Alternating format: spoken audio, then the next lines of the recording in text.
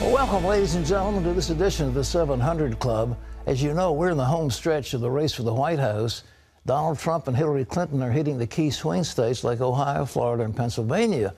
But Trump spoke to a crowd of thousands here in Virginia at Regent University, and then he sat down with me for an interview. Wonderful. Can't wait to hear more about that. But he talked about the importance of religious freedom, what he would do in his first 100 days as president. Gary Lane has the story. Mr. Donald J. Trump. Fresh from Gettysburg, Pennsylvania, Trump arrived at the Regent University campus to an enthusiastic crowd of more than 10,000. Trump thanked the crowd and praised the university. And what a job Pat has done. Regent University, what a great place. He then explained his contract with the American voter, a plan for his first 100 days as president. At the very top of the list is one of the most important promises of all. If I'm elected president, we are going to drain the swamp in Washington, D.C. Through ethics reform and term limits, says Trump. Trailing in the polls here, Trump knows to win the state, he'll need to win in Virginia Beach, one of the country's largest military communities. He's also counting on evangelicals to turn out the vote. One of the greatest privileges of my journey has been the time I've spent with the evangelical community and the people of faith across our nation. There are no more decent, devoted, and selfless people than our Christian brothers and sisters here in the United States. He talked about cutting taxes, restoring jobs, cracking down on illegal immigration, and rebuilding American defense, a movement to make America win again. He said a big part of winning is safeguarding religious liberty. Our religious liberty is being trampled on, and we can't let that happen. We will make America strong again. We will make America safe again. And we will make America great again. God bless you. Thank you, everybody. So with only 2 weeks left until the election, Donald Trump returns to Virginia, rallying the troops, speaking to military families, evangelicals, and veterans, reminding them that they need to get out and vote if the movement is to continue. Gary Lane, CBN News, Virginia Beach. Well, it's an amazing thing to have a rally where a New York builder, rich builder, takes the evangelical cause in a fashion that I can't remember in our lifetime. It is simply amazing what he says, and he seems to understand it. Well, just before that rally, I had the privilege of interviewing Donald about some of the most important issues in the election, including the Supreme Court, abortion, gun control, the economy, and jobs, and how he's hired so many women at high pay in his own businesses. Now we go back behind the platform of that particular rally to the inside of the Regent University Library, and here's that interview. Well, it's a pleasure now to introduce a man who is in the news almost all the time, Donald Trump. Donald, it's so good to have you with us. Thank you for being here. Thank you. So great to be with you. There's something that I've seen, but you don't get any press on. When you built a great skyscraper in New York, you had the first woman, I guess, was she a building supervisor or was she an engineer? Right.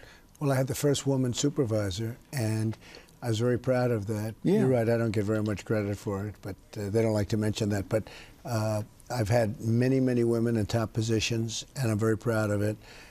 And I think I was sort of one of the first, certainly very early on. And, you know, it's something that is so great. And they did such a great job. Well, you know, I've built over 1 million square feet of buildings and stuff. This is a big task. I mean, all those trades. Yeah. But she managed all of that. Right, and that was a long time ago, don't forget. Today you'll have women in charge, and they do a fantastic job. But I have women today. You were the first.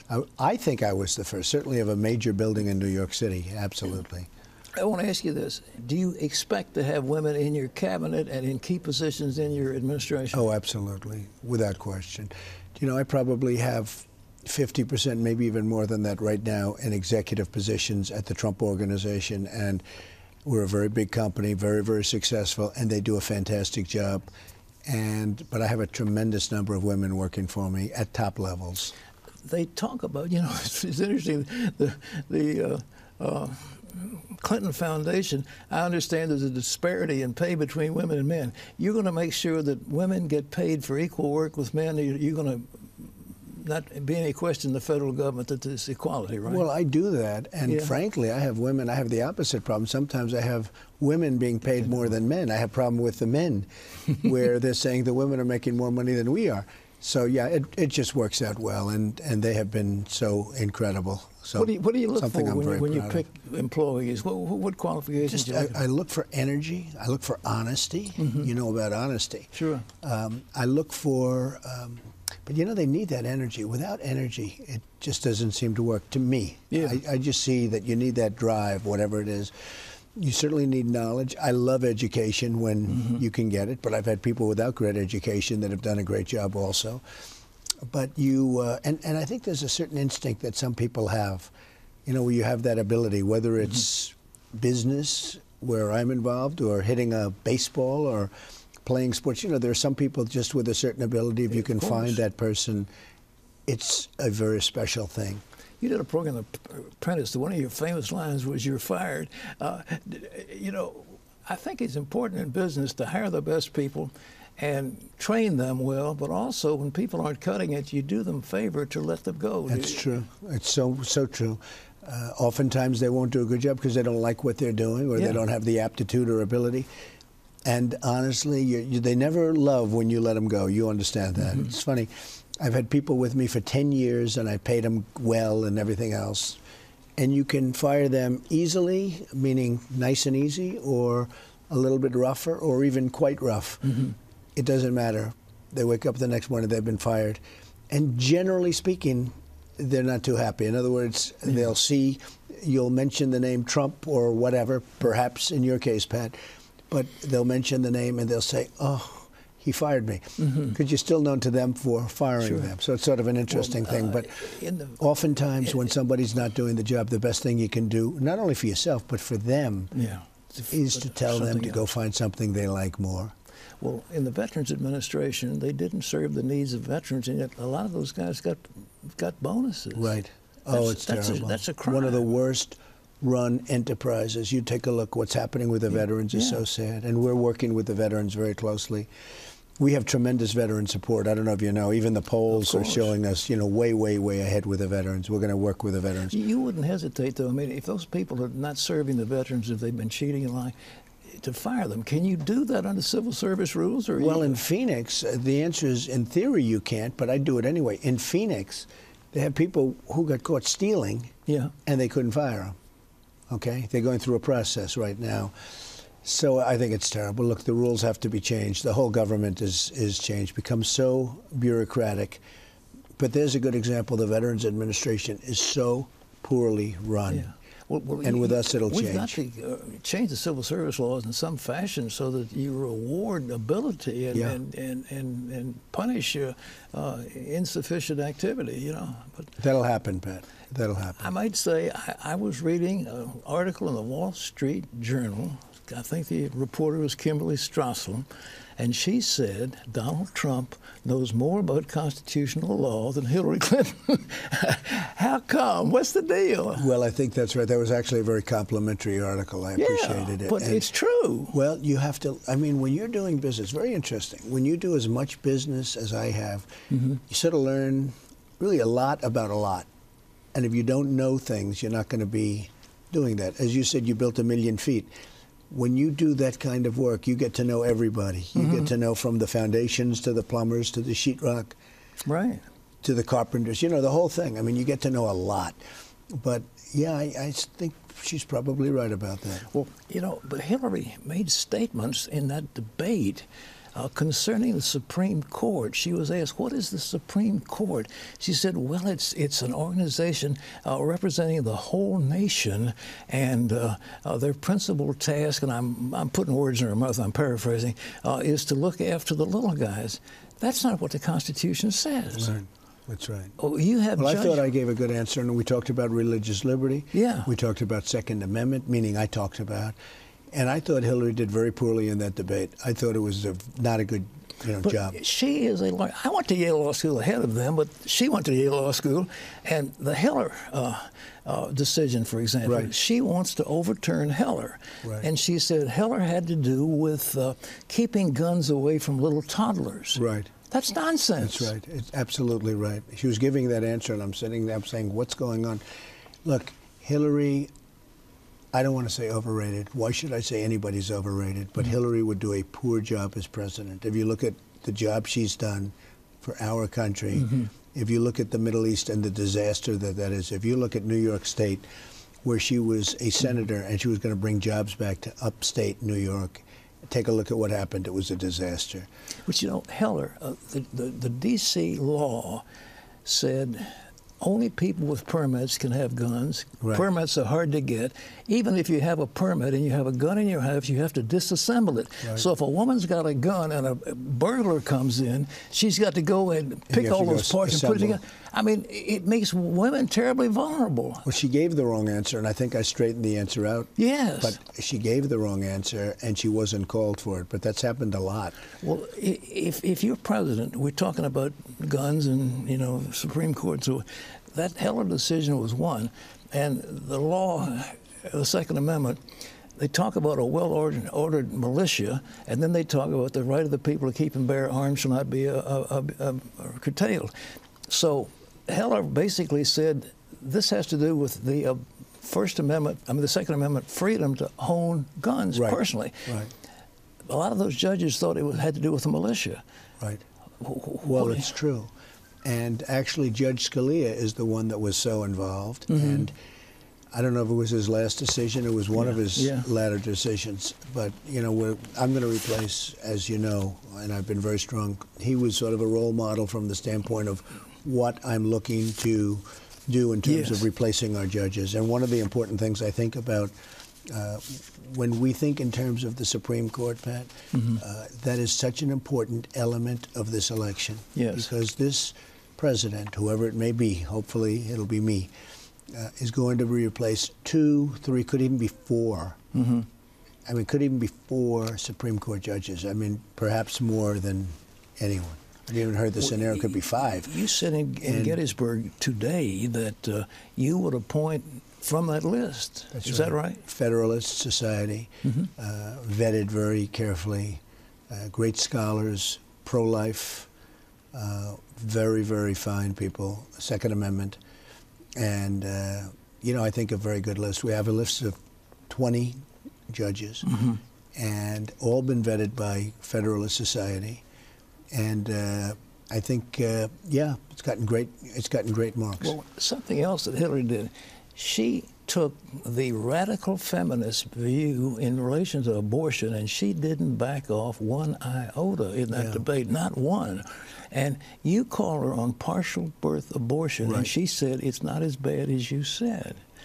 But the truth is, it's worse than probably what you said. worse. It's probably, well, according to her, it wasn't bad at all. I mean, it wasn't even like a little bit bad. The actual partial birth is the baby is about 2/3 already born in the birth canal.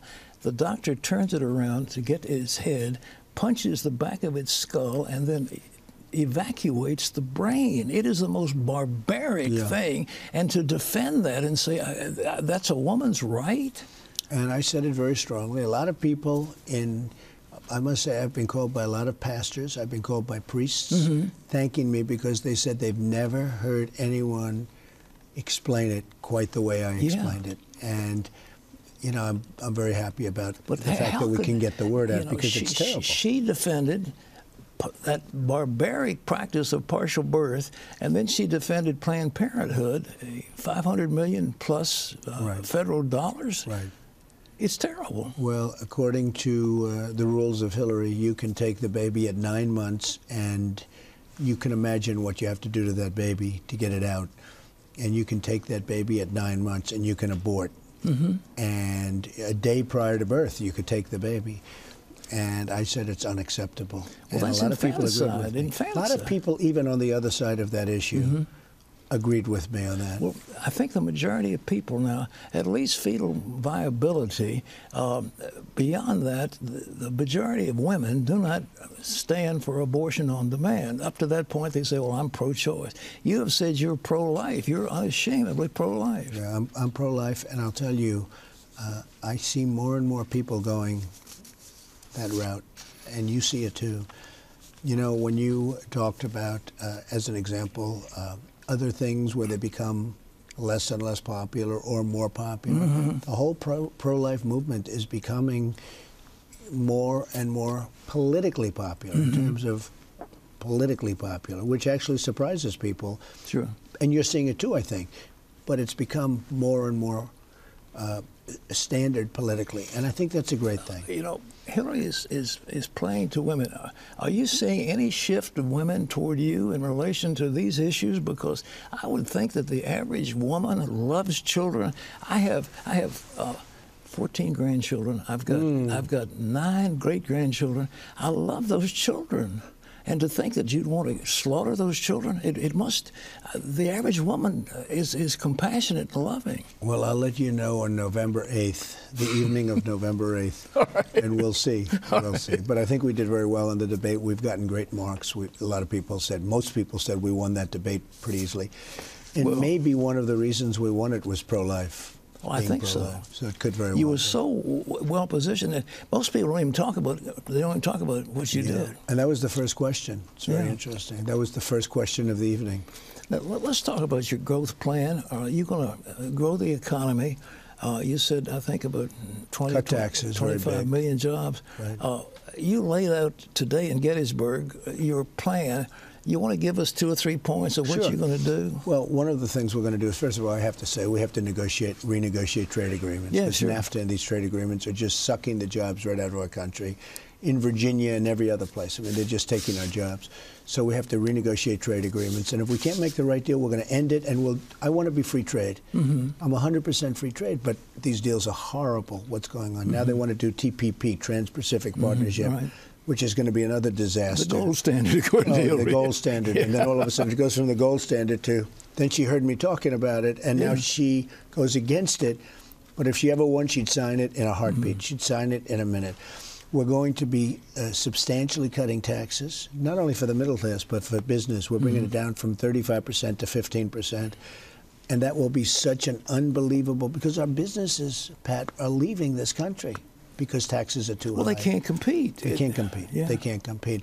Massive regulation cutting, another problem. You know, one of the things that surprised me most in going around meeting big business owners, small business owners, if they had their choice between the tax cut and the regulation cut, they would take the regulation cut. That's how bad regulations are. Is it $500 billion drain on the economy? Oh, it's no much more than that. More than that? It is so massive, the amount of money that this country, not even, forget the money, the jobs, the businesses, that we lose because of regulation, and our businesses can't compete. Well, why do they keep, are they so opposed to this? It looks like it's common sense, huh? It's almost become an industry. Regulations become an industry. Oh, yes, absolutely. I mean, one of the things, Pat, we have anywhere from $3 to $5 trillion offshore outside of the country, and companies that we have here can't get the money back. They can't bring it back because of bureaucracy and because of the high tax. And it's billions and it's really trillions of dollars. It's probably at least 3, could be 5. American companies, they've got to pay federal tax, they've got to have a state tax, sometimes city tax, and all the other taxes that go along. Of course they can't compete. And on top of that, they have a big bureaucracy where even getting the paperwork done is almost impossible. Well, so we're going to free that Obama up. was actually, I understand he had about 2,600 regulations in the hopper that he's personally going to put in before he gets through his term. Is that correct? It's okay. He'll do it with the executive order, and I'll undo it with an executive order. It's the only good thing about his executive orders. You can undo them very rapidly. So your plan is, when you take office, you will undo those executive orders? Well, we have no choice. Look, whether it's on the border or regulation, we have no choice. We have to. The regulations are killing our businesses. Our businesses can't make it. They can't expand. You can't start new businesses today. It's very hard to start a new business because of regulation. So we're going to cut the regulations down very substantially. And look, you need them for safety, and you need them to a certain extent for the environment, to a great extent. Certainly. But we are so overregulated that our businesses can't compete. Well, I know I started a few, an IPO that was rather successful, and right now Sarbanes-Oxley makes it so difficult that the average company wants to go to London or someplace besides New York. Very tough. New York has lost a lot of businesses because of that. We're losing it, and we're losing it rapidly. So it has to happen. In military matters, there's been proposed a no-fly zone over Aleppo and those beleaguered cities in Syria. Right. And I don't know if Hillary is for it or not. I think she said she may have been for it. I don't think she knows if she's for it or not. Yeah. Look, the whole thing with Syria is crazy. Syria wants to fight ISIS. Russia is now with Syria. Iran, which we made a powerful nation in a matter of moments. I mean, Iran was in big trouble. With Kerry and Hillary, we made them. This Iran deal is one of the worst deals ever. So they're powerful. So they're now with Syria. We want to fight ISIS. But you're fighting ISIS, and you're fighting Syria, and you're fighting Russia, and you're fighting Iran. We have people, they don't know what they're doing. And then we go into Mosul and we tell them we're going to go attack Mosul. For 4 months we've been saying we're going to attack. So everybody in Mosul that we wanted, meaning the leaders of ISIS, have gone. Yeah. And you see what's going on. You see how badly that fight is going. They're using human shields. They're all dug in. What about the element of surprise, where we go in and we do the job the right way? But we've been hearing about Mosul now for months that we're going to attack. And they've been plenty ready, and it's turning out to be a very tough deal. It's so sad the way our country is run. It's so sad the decisions we make. But there's a decision. If you want to go into Mosul, you don't tell people for 4 months. Now they're having a hard time, and they're really dug in. And the people that we wanted, the leaders of ISIS, are gone. Would you keep the same defense team in place, or do you find that you've got other people in mind? I think we'd put new people in, but look, I'm sure some of the generals are excellent. I have over 200 generals and admirals endorsing me. I'm sure some of the generals are excellent, but I think they have very poor leadership, and I think it's being run by Obama. There's no question. We've made some really serious matters. You know, apparently there was a great deal of deception. There have been so many lies, you know. That Obamacare, if you like your doctor, you can keep him. If you like your health plan, you can. Total lies. And you mentioned in one of the debates, Gruber was laughing about the fact that he was lying with what he was doing. But there have been lies in regard to the Iran nuclear deal. One of his lies on everything having to do with Obama. How about Jonathan Gruber, the architect of Obamacare, was laughing at how stupid the American people are for agreeing to this, for doing this. And that was a year ago, 2 years ago, and now he's gone. Obamacare is a disaster. Rates are going up 60, 70, 80%. The deductibles are so high you can't use it. It's a terrible thing. And we're going to repeal it and replace it, by the way. One last question. I know you got to do a rally. There have been so many lies. Accepting national security, which is a totally different ballgame, would you make a pledge not to lie to the American people as president? Oh, I think it's a great pledge. I think it's a great pledge. And, you know, it's a pledge that I would like to make. But I will say this. Some of the, well, maybe you just don't say anything. As an example, with Mosul, with the way they've handled it. Of course. Well, that's national defense. Maybe, and I know I understood and you said except for national security, because you have to do sometimes what you have to do for the safety of our people and our nation. Sure. But no, you don't want to lie to the American people. You know, Obama lied about Obamacare.